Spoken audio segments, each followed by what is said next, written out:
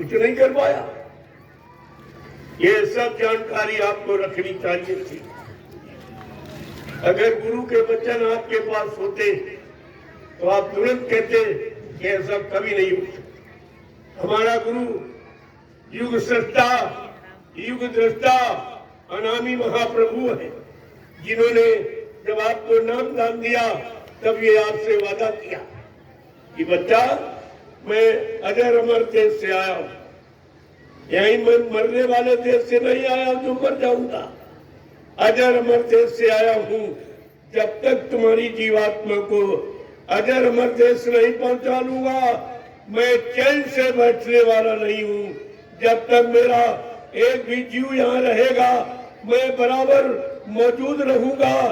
जब मेरे जगह सारे जीव चले जाएंगे, मैं पीछे से जाऊंगा।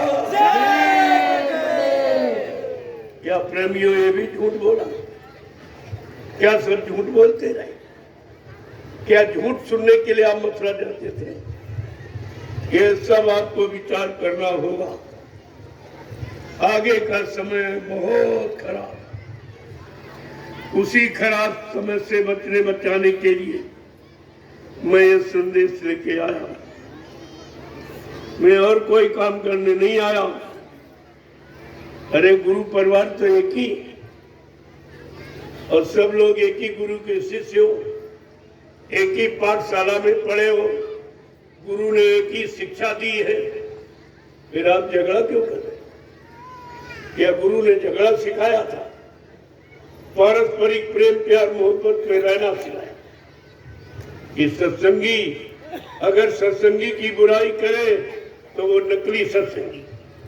टाट पहनने वाला अगर टाट पहनने वाले की बुराई करे तो नकली टाटधारी। कहा था प्रेम प्यार मोहब्बत में रहना। क्या कहा था आपसे? सत्संगियों, तुम्हें आदर्श बनना है, संदेश सतगुरु का तुम्हें चरितार्थ करना है। लेकिन आप तो आपस में लड़ रहे थे।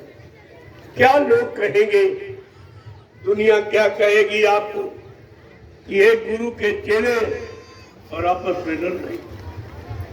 लड़ाई कहाँ होती? जहां जर जमीन जोड़ू। या मथुरा जमीन लेने गए थे, आश्रम पर कब्जा करने गए थे, कि गुरु की भक्ति करने गए थे, कि गुरु से नाम दान लेकर अपनी जीवात्मा का कल्याण करने गए थे? आप कौन सा काम करने गए और क्या कर रहे हो? क्या करना था? क्या लागे करन? ये मोह यही अचंबा भारी। किस काम के लिए आप गुरु दरबार गए और अब कर क्या रहे? आपस में लड़ झगड़ रहे। लोग क्या कहेंगे? या भगवान राम के भक्त आपस में कितने प्रेम से, कृष्ण भक्त कितने प्रेम से, शंकर जी के भक्त, हनुमान के भक्त, देवी देवताओं के भक्त सब प्रेम प्यार मोहब्बत में रहते, और गुरु के भक्त लड़ रहे हैं। ये झगड़ा कर रहे हो? या तुम्हारे गुरु ने सिखाया था कि आपस में लड़ाई झगड़ा करना? ये कर क्या रहे आप? और किसी लिए कर रहे? चलो उन लोगों ने किया स्वार्थ लोभ लालच के लिए, लेकिन तुम्हारा कौन स्वार्थ है? तुम्हारा तो कोई स्वार्थ नहीं। फिर तुम अपने परमार्थ को क्यों भूल गए?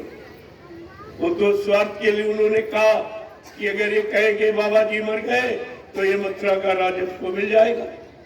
जैसे एक पिता के 5 बच्चे, जब तक पिता जिंदा है वो 5 बच्चे प्रॉपर्टी के हकदार नहीं होते। जब पिता खत्म हो जाएगा तब वो 5 बच्चे उसकी प्रॉपर्टी के हकदार। इन्होंने यही सोचा कि अगर ये कह दो कि बाबा जी मर गए तो ये मथुरा का जमीन है, आश्रम है, मंदिर सब हमको मिलता है।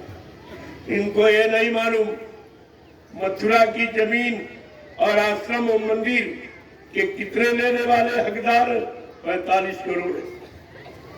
तुम सब 45 करोड़, तुम सब चेला हो, तुम जय गुरुदेव धर्म प्रचारक संस्था ट्रस्ट के तुम सब लोग मेंबर हो, और जो ये कह रहा हो तो मेंबर भी नहीं। जो कह रहा कि बाबा जी हमको वसीयत कर गए, हमको उत्तराधिकारी बना गए, और तुम ये नहीं समझ पाए कि उसने तुम सबको निरस्त कर दिया, सबको हटा दिया कि मथुरा में किसी का कुछ नहीं, सब मेरा। बाबा जी हमको वसीयत करके हमको उत्तराधिकारी बना, तुम्हारा कुछ नहीं, तुम कुछ कह ही नहीं सकते, तुम्हारे पास कहने के लिए जबान भी नहीं रही कि तुम्हें कहना चाहिए क्या तुम ही बाबा जी के चेले हो? अरे 45 करोड़ चेला बाबा जी के हिंदुस्तान में, क्या तुम दो ही लोग चेले हो? जो एक कह रहा बाबा जी हमको वसीयत कर गए, उत्तराधिकारी बना गए, और एक कह रहा कि बाबा जी हमको नाम पावर दे गए। क्या प्रेमियों दो ही चेले? अरे तुम्हें ये कहना चाहिए कि बाबा जी व्यक्तिगत कोई आदेश, कोई संदेश, कोई आज्ञा किसी को नहीं देते। जो देते हैं वो अपने राष्ट्रीय मंच मथुरा राष्ट्रीय कार्यक्रम में देते, कोई छोटा मोटा दे। मैं आपसे ये भी पूछने आया हूँ, क्या हिंदुस्तान के किसी प्रेमी ने, आप सत्य बोलना बाल बच्चेदारों, क्या हिंदुस्तान के किसी प्रेमी ने बाबा जी के मुंह से मथुरा राष्ट्रीय मंच से आपने ये सुना कि बाबा जी इसको वसीयत कर गए या उसको नाम पावर दे गए? सत्य बोलो। नहीं। तो तुम गुरु के सुनने गए थे कि चेलों की?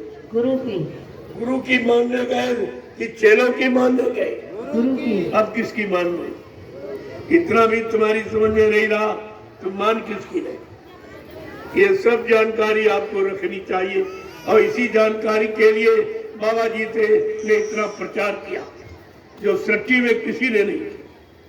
60 वर्ष आपको सुनाया, समझाया, लेकिन आपकी समझ में कुछ नहीं, एक भी वचन किसी के पास नहीं। तो आपने कितना बड़ा नुकसान कर दिया।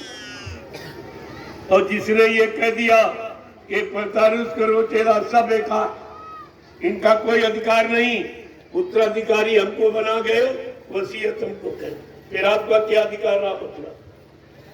मथुरा में तुम्हारा कोई अधिकार रहा? तुम इतनी बुद्धि तुम्हारे पास नहीं कि समझ नहीं पाया।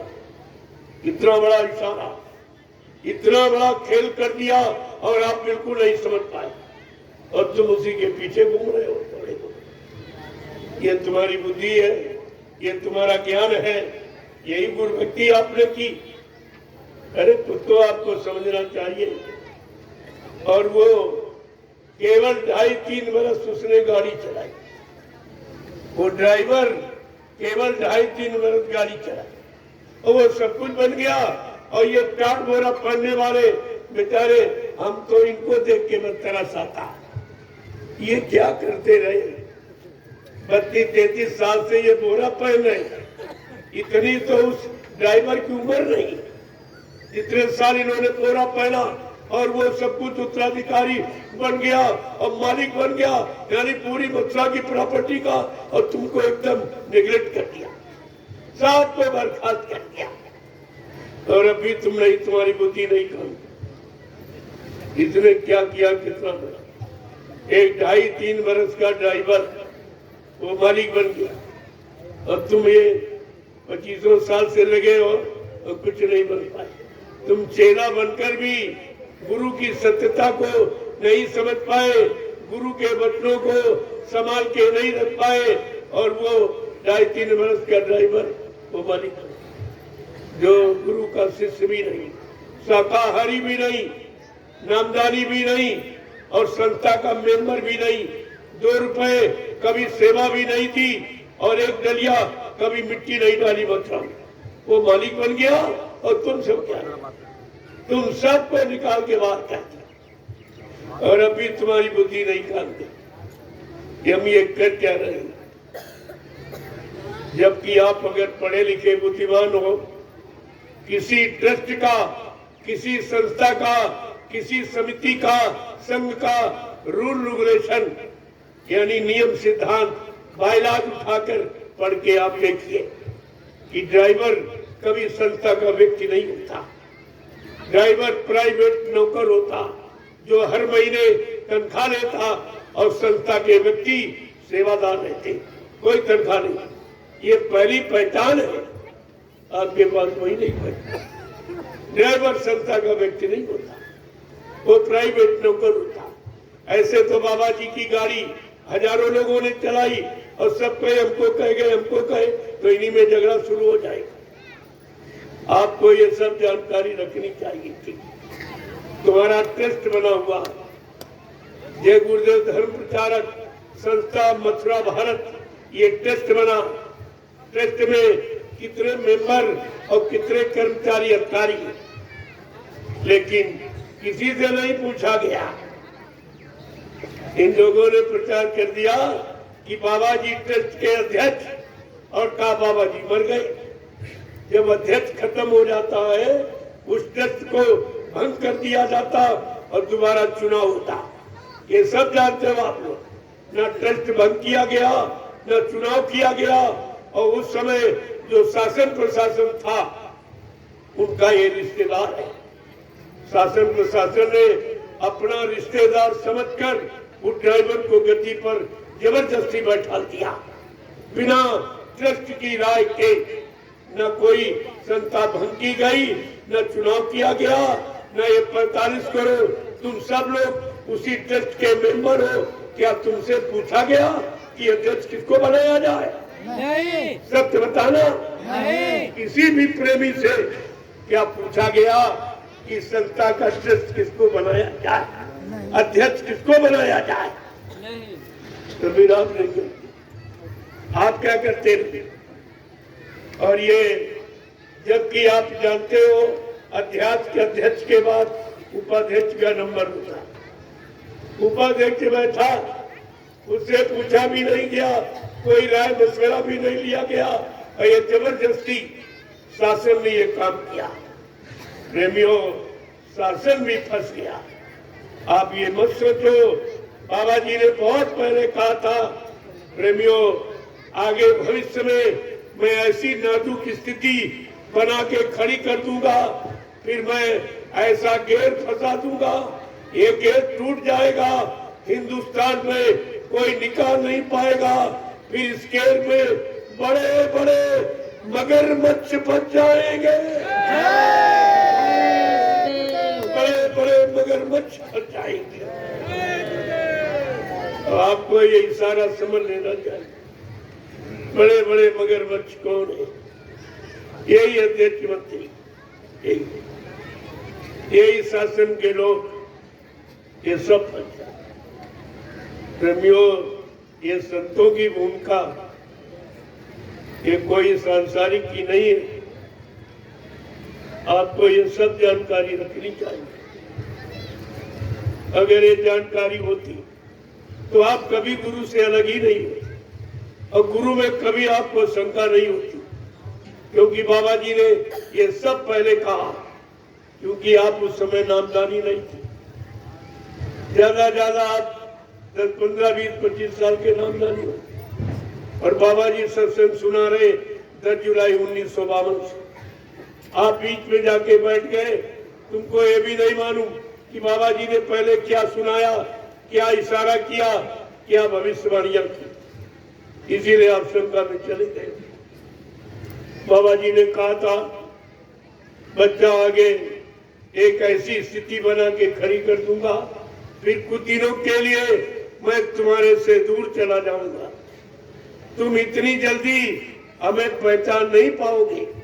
मैं समय पर आकर अपने समस्त बातों की जानकारी दूंगा, समस्त बातों को पूरा करके दिखाऊंगा, लेकिन तुम मेरा इंतजार भजन करके करते रहना। क्या आप लोगों ने ये गुरु आदेश माना है? क्या भजन करके आपने इंतजार किया? एक मिनट भी आपने इंतजार नहीं किया। कोई इधर भाग गया, कोई उधर भाग गया, कोई उधर। और बाबा जी ने क्या कहा था? बच्चा एक कलयुग है, पड़े रहो दरबार में, धक्का धनी के खाओ, और कबहू दीन दयाल के भनक पड़ेगी काम। तुम दरबार में पड़े रहना, खड़े रहना, कभी न कभी मालिक की दया हो जाए। आप लोग न पड़े रहे न खड़े रहे, तुम सब के सब भक्त खड़े हुए। किसी ने गुरु का आदेश नहीं माना।